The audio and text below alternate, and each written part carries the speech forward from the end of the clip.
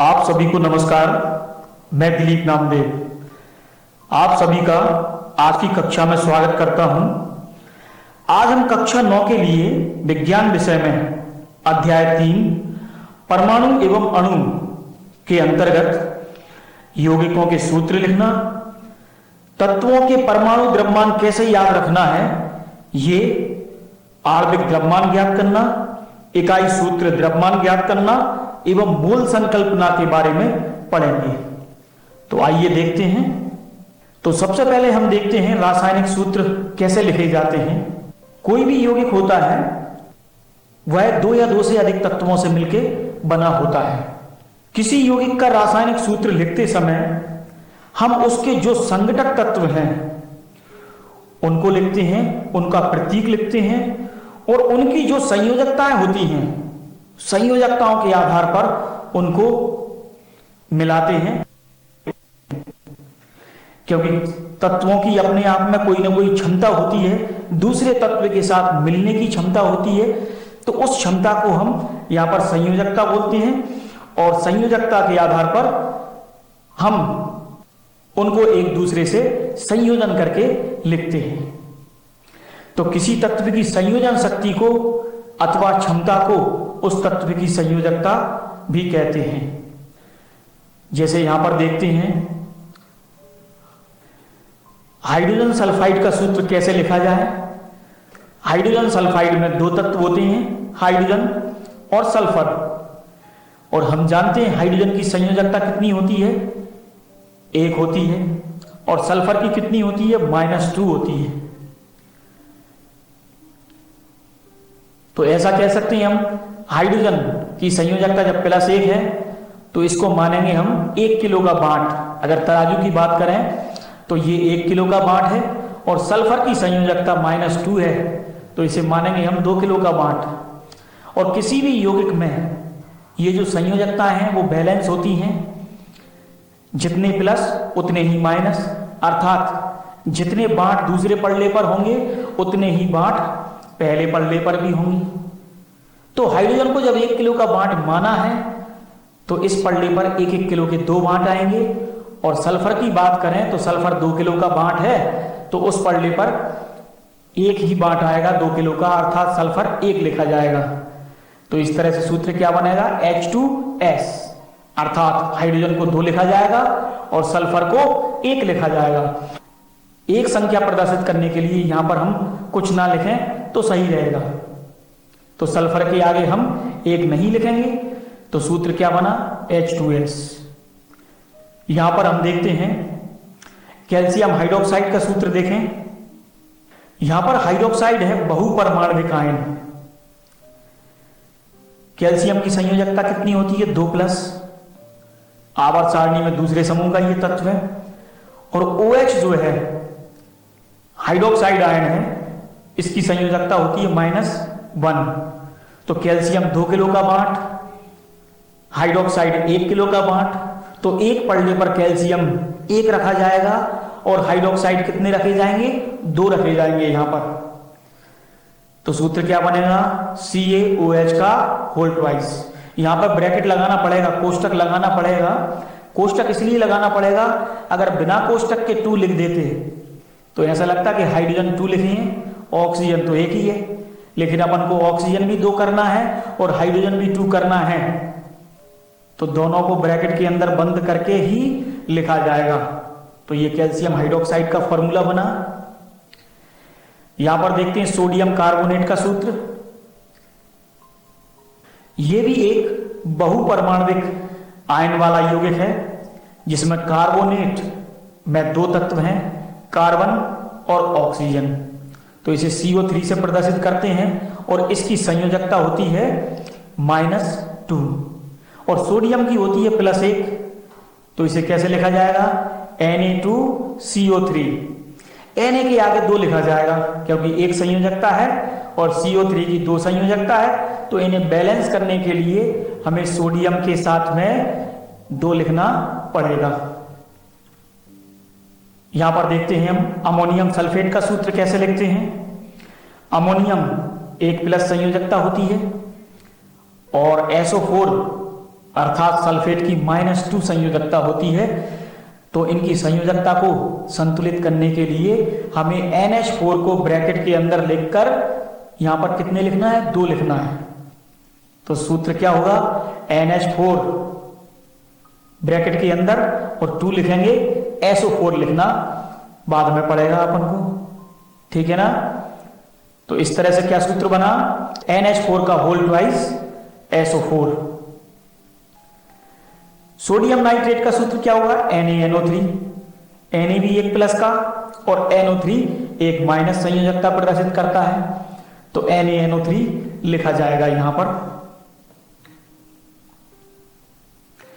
इसी तरह से मैग्नीशियम क्लोराइड MgCl2, और यहां एल्यूमिनियम ऑक्साइड को कैसे लिखेंगे, Al2O3। एल्यूमिनियम की संयोजकता होती है 3+ और ऑक्सीजन की संयोजकता होती है -2। तो एक तरफ 3 किलो का बांट, दूसरी तरफ 2 किलो का बांट।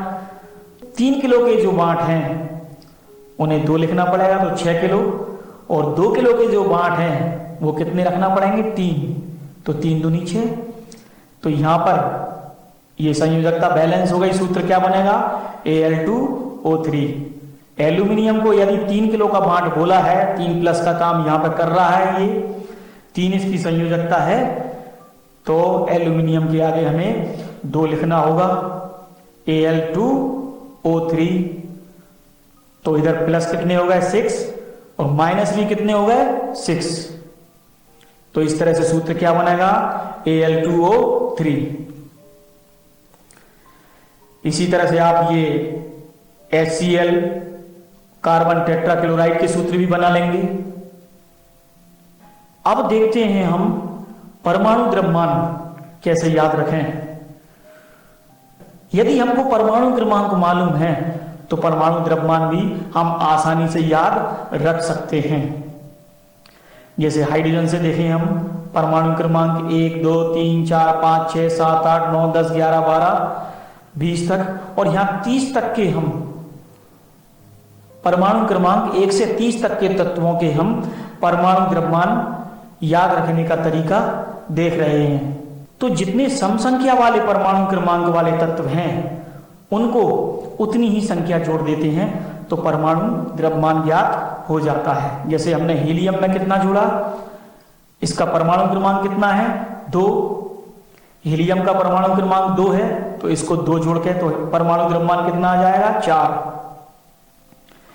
कार्बन का कितना है, 6 परमाणु क्रमांक, तो इसमें 6 जोड़ेंगे तो संख्या कितनी आ जाएगी, 12। तो 12 इसका क्या हो जाएगा, परमाणु द्रव्यमान।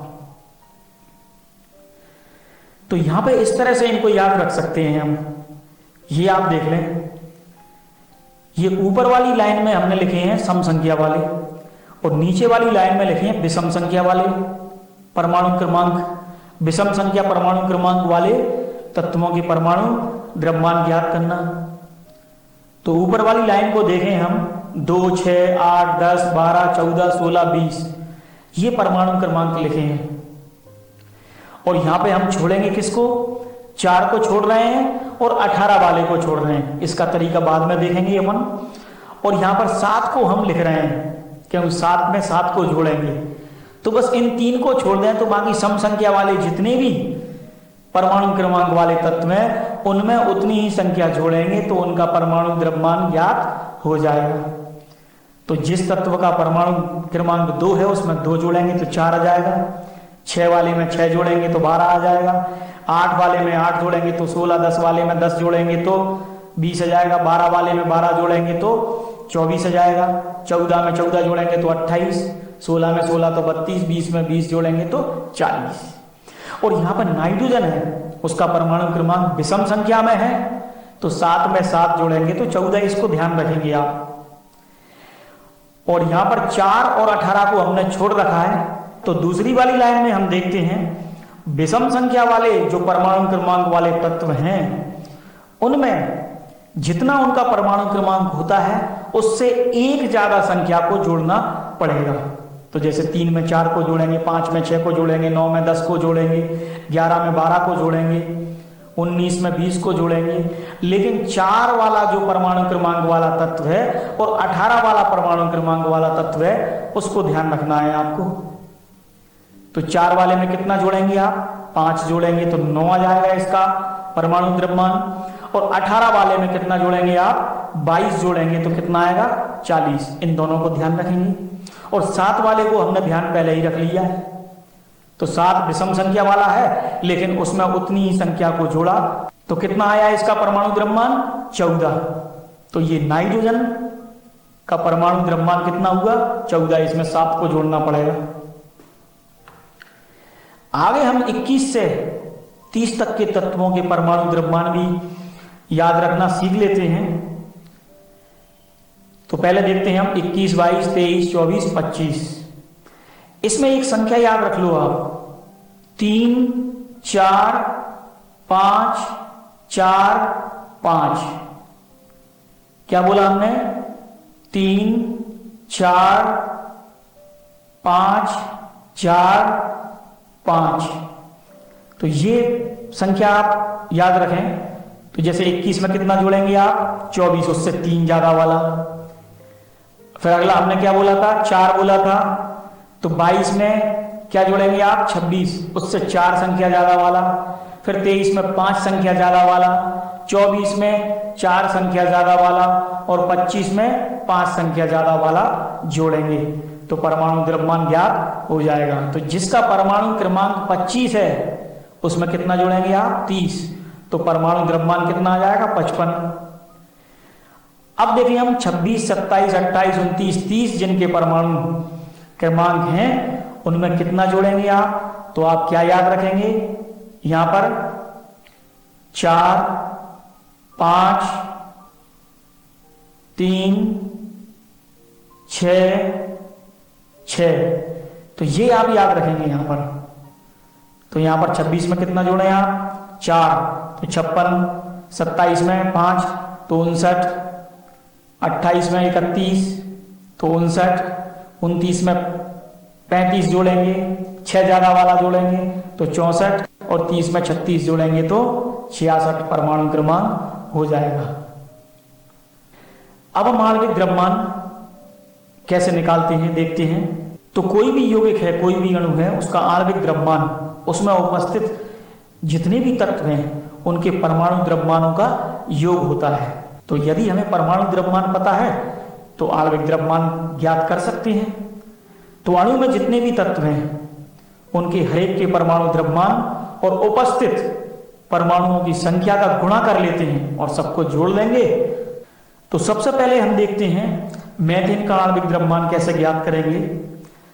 तो मीथेन में देखें तो कार्बन 1 है और हाइड्रोजन 4 है। तो कैसे ज्ञात करेंगे अपन? तो कार्बन 1 है तो 1 लिखा, गुणा करेंगे कार्बन परमाणु का द्रव्यमान। तो कार्बन परमाणु का द्रव्यमान कितना होता है? 12। यहां पर U लिखा है, U का अर्थ है परमाणु द्रव्यमान इकाई, AMU, एटॉमिक मास यूनिट। फिर हम धन का चिन्ह लगाएंगे और 4 लिखेंगे। यहां पर 4 किसके लिए लिखा? हाइड्रोजन की संख्या और हाइड्रोजन परमाणु का द्रव्यमान, उसमें गुणा करके लिखेंगे। तो हाइड्रोजन परमाणु का द्रव्यमान कितना होता है? 1। तो 4 गुणित 1 कितना हुआ? 4। तो यहां पर कितने हो जाएंगे? 16U। तो ये क्या आ गया? मीथेन का आणविक द्रव्यमान। तो मीथेन का आणविक द्रव्यमान कितना हुआ यहां पर? 16। अब जल का आणविक द्रव्यमान ज्ञात करते हैं। जल का सूत्र क्या होता है? H2O। हाइड्रोजन यहां पर कितने हैं? 2, तो हमने 2 लिखा। फिर गुणा करेंगे हाइड्रोजन परमाणु का द्रव्यमान से। तो हाइड्रोजन परमाणु का द्रव्यमान कितना होता है? 1। तो कितना हुआ? 2 × 1। प्लस लिखेंगे हम 1, क्योंकि यहां पर ऑक्सीजन कितनी है? 1। और ऑक्सीजन का परमाणु द्रव्यमान कितना होता है? 16। तो 1 × 16 कितना हुआ? 16। और 2 हाइड्रोजन के लिए था तो कितने हो जाएंगे यहां पर? 18। तो H2O का आणविक द्रव्यमान कितना होगा यहां पर? 18। नाइट्रिक अम्ल का आणविक द्रव्यमान ज्ञात करते हैं। नाइट्रिक अम्ल का सूत्र क्या होता है? HNO3। यहां पर हाइड्रोजन 1 है, नाइट्रोजन 1 है और ऑक्सीजन यहां पे 3 है। तो 1 गुणित हाइड्रोजन का द्रव्यमान, 1 गुणित नाइट्रोजन परमाणु का द्रव्यमान और 3 गुणित ऑक्सीजन परमाणु का द्रव्यमान। 1 गुणा 1 हाइड्रोजन के लिए हो गया, 1 गुणा 14 नाइट्रोजन के लिए हो गया और 3 गुणा 16 ऑक्सीजन के लिए हो गया, क्योंकि ऑक्सीजन की संख्या कितनी है यहाँ पर 3 और ऑक्सीजन का परमाणु द्रव्यमान होता है 16। तो कितना हो जाएगा यहाँ पर 1 + 14 + 48, तो बराबर कितना हो जाएगा 63। तो नाइट्रिक अम्ल का आणविक द्रव्यमान हो जाएगा 63। तो आप अपनी किताब में जितने भी यौगिक के नाम दिए हों सबके आणविक द्रव्यमान ज्ञात कर सकते हैं। यदि आपको उनका परमाणु द्रव्यमान पता है तो आप जरूर आणविक द्रव्यमान ज्ञात कर सकते हैं। अब हम देखते हैं सूत्र इकाई द्रव्यमान। तो किसी पदार्थ का सूत्र इकाई द्रव्यमान उसके सभी संघटक परमाणुओं के परमाणु द्रव्यमान का योग होता है।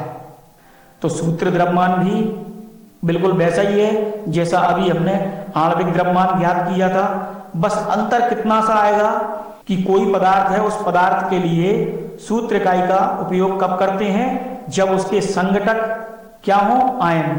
तो अंतर बस इतना आएगा कि यहाँ पर जो भी यौगिक होगा वो आयनिक यौगिक होगा और उसके संघटक इकाई क्या होंगी, आयन होंगे। जैसे अभी हम यहाँ पर देख रहे हैं NaCl में Na+ आयन है और Cl- आयन है। तो सोडियम क्लोराइड का इकाई सूत्र द्रव्यमान ज्ञात कर लेते हैं। तो सोडियम यहाँ पर कितने हैं, 1 गुणा सोडियम परमाणु का द्रव्यमान।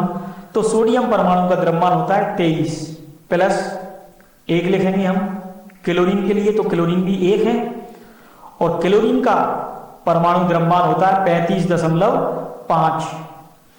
तो कितना हो जाएगा NaCl का सूत्र इकाई द्रव्यमान 58.5। कैल्शियम क्लोराइड का भी ज्ञात कर लेंगे। कैल्शियम क्लोराइड का सूत्र होता है CaCl2।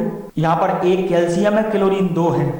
तो 1 गुणित कैल्शियम परमाणु का द्रव्यमान + 2 गुणा क्लोरीन परमाणु का द्रव्यमान। तो 1 गुणा 40। तो 1 किसके लिए लिखा है, कैल्शियम की संख्या के लिए लिखा है और 40 यहाँ पर क्या है, कैल्शियम का परमाणु द्रव्यमान। और 2 लिखा है हमने क्लोरीन की संख्या के लिए और क्लोरीन का परमाणु द्रव्यमान होता है 35.5। तो 40 + 71। तो 71 क्या हो गया, क्लोरीन का हो गया द्रव्यमान हो गया, क्योंकि क्लोरीन यहां पर कितने हैं, 2। तो टोटल कितना होगा 111 U। तो कैल्शियम क्लोराइड का हम बता सकते हैं कितना होगा, इकाई सूत्र द्रव्यमान 111। अब हम मूल संकल्पना देखते हैं। एक हम अभिक्रिया लेते हैं जिसमें हाइड्रोजन और ऑक्सीजन आपस में क्रिया करके जल बनाते हैं। तो हम ऐसा कह सकते हैं हाइड्रोजन के 2 अणु ऑक्सीजन के 1 अणु के साथ क्रिया करके जल के 2 अणु बनाते हैं। इसको दूसरे तरह से ऐसे भी बोल सकते हैं कि हाइड्रोजन अणु के 4 द्रव्यमान ऑक्सीजन अणु के 32 द्रव्यमान के साथ संयोग करके जल के 36 द्रव्यमान बनाते हैं। तो अभी हम अणुओं की संख्या की बात कर रहे थे, अब द्रव्यमान की बात करने लगे। तो संख्या और द्रव्यमान का संबंध यहां पर है, यह बात स्पष्ट हुई। तो किसी पदार्थ के द्रव्यमान को अणु और परमाणुओं की संख्या के आधार पर प्राप्त किया जा सकता है। तो इसे हम किससे प्रदर्शित करेंगे, मोल से प्रदर्शित करेंगे। तो किसी परमाणु, अणु या आयन अथवा कण के 1 मोल में मात्राओं की वह संख्या जो ग्राम में उसके परमाणु अथवा आणविक द्रव्यमान के बराबर होती है। किसी पदार्थ का 1 मोल उसकी वह मात्रा है जिसमें उतने ही कण उपस्थित होंगे जितने कार्बन 12 समस्थानिक के ठीक 12 ग्राम में परमाणुओं की संख्या होती है। किसी पदार्थ के 1 मोल में कणों, परमाणु, अणु अथवा आयन की संख्या निश्चित होती है जिसका मान 6.022 × 10⁻23 होता है। इसे आवोगाद्रो स्थिरांक या आवोगाद्रो संख्या भी कहते हैं। इसे N0 से प्रदर्शित करते हैं। किसी पदार्थ का एक मोल उसकी वह मात्रा है जिसमें उतने ही कण उपस्थित होते हैं जितने कार्बन 12 समस्थानिक के ठीक 12 ग्राम में परमाणुओं की संख्या होती है। एक मोल कार्बन परमाणु बराबर 6.022 इंटू 10⁻23 कार्बन परमाणु। तो किसी पदार्थ के एक मोल में, चाहे वो परमाणु हो, अणु हो या आयन हो, की संख्या निश्चित होती है। जैसे एक कार्बन का परमाणु है, एक मोल 12 ग्राम का, तो उसमें कितने परमाणु होंगे? 6.022 इंटू 10⁻23 कार्बन। हाइड्रोजन होगा तो उतने ही, 1 ग्राम हाइड्रोजन परमाणु 6.022 इंटू 10⁻23 हाइड्रोजन परमाणु। कोई भी कण या आयन होगा तो उन कणों का सापेक्ष द्रव्यमान, जितना भी द्रव्यमान हो, यदि सोडियम होगा तो 23 होगा, और कणों की संख्या कितनी होगी? 6.022 इंटू 10⁻23। और कोई अणु होगा, जैसे H2O होता है अणु, तो उसका आणविक द्रव्यमान 18 होगा, और अणुओं की संख्या कितनी होगी? 6.022 इंटू 10⁻23। तो यहां पर परमाणु हो, अणु हो अथवा आयन हो, उसका एक मोल होगा किसके बराबर? 6.022 इंटू 10⁻23। अब हम अपनी बुक के कुछ आंकिक प्रश्न करते हैं। उदाहरण 3.3। तो 52 ग्राम हीलियम में कितने मोल उपस्थित होंगे? ये पहला प्रश्न है। तो यहां पर हीलियम की मात्रा भी है, स्मॉल m। मोलर द्रव्यमान देखें हीलियम का तो कितना होता है? 4 होता है आणविक द्रव्यमान इसका। तो मोलों की संख्या ज्ञात करना है, तो n का सूत्र क्या होगा? n बराबर स्मॉल m बटे m। तो कितना आ जाएगा यहां पर? 52 बटे 4, तो कितने मोल आ जाएंगे? 13 मोल आ जाएंगे। तो हीलियम कितना है? 52 ग्राम हीलियम है। और यदि हम बोलते 104 ग्राम हीलियम यहां पर होता तो कितना आ जाता फिर? 104 बटे 4, तो कितना आ जाता? 26 मोल आ जाता। अब यहां पर हम कणों की संख्या से मोलों की संख्या कैसे ज्ञात करते हैं वो देख लेते हैं। 12.044 इंटू 10⁻23 हीलियम परमाणुओं की संख्या से मोलों की संख्या ज्ञात करना है। तो सूत्र क्या है? n बराबर n/n0। यहां पर कणों की संख्या कितनी है? 12.044 इंटू 10⁻23। और एवोगैड्रो संख्या कितनी है यहां पर? n0 6.022 into 10⁻23। तो कितने मोल आ जाएंगे यहां पर? 2 मोल आ जाएंगे। यदि हम यहां पर, तो अभी हमने कणों की संख्या से मोल संख्या निकालना देखा। अब मोल की संख्या यदि पता है तो हम मोलर द्रव्यमान m भी निकाल सकते हैं। तो उसके लिए सूत्र में थोड़ा परिवर्तन होगा। तो m बराबर क्या हो जाएगा? n गुणा कैपिटल M। अब द्रव्यमान का परिकलन करते हैं हम। तो 0.5 मोल N2 गैस अणु के मोल से द्रव्यमान ज्ञात करना। तो यहां पर स्मॉल n मोलों की संख्या है 0.5, कैपिटल M है 28, क्योंकि नाइट्रोजन गैस है, N2 गैस है, अणु के रूप में है। तो नाइट्रोजन अणु का द्रव्यमान कितना होता है? 28 होता है। तो क्या हो जाएगा? स्मॉल m बराबर कैपिटल M गुणा स्मॉल n। तो कितना हो जाएगा? 28 गुणा 0.5, तो कितना आ जाएगा? 14 ग्राम। तो नाइट्रोजन गैस का अणु है तो कितना आ जाएगा? 14 ग्राम। तो उसके अगर कितने मोल है? 0.5 मोल हैं नाइट्रोजन गैस के अणु के, तो उसका द्रव्यमान होगा 14 ग्राम।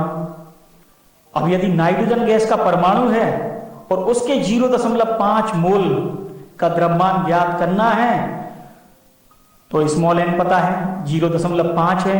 और द्रव्यमान कितना होता है नाइट्रोजन गैस का, परमाणु वाली अवस्था में है तो 14 होता है।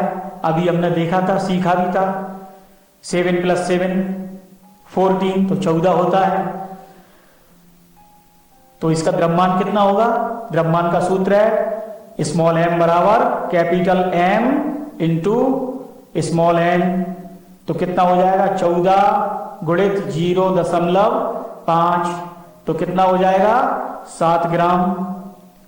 तो नाइट्रोजन गैस परमाणु के रूप में है तो उसका द्रव्यमान कितना होगा 7 ग्राम। कितने मोल का, 0.5 मोल का।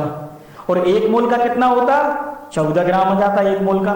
तो आधा मोल लिया है अभी हमने, 0.5 मोल नाइट्रोजन गैस परमाणु के मोल से द्रव्यमान ज्ञात करना तो कितना द्रव्यमान आएगा 7 ग्राम। तो आज हमने इस अध्याय में यौगिकों के सूत्र लिखना, तत्वों के परमाणु द्रव्यमान ज्ञात करना, तत्वों के परमाणु द्रव्यमान कैसे याद रखें, आणविक द्रव्यमान, इकाई सूत्र द्रव्यमान, मोल संकल्पना और कुछ आंकित प्रश्न हल किए। आशा है आप सभी को समझ में आए होंगे।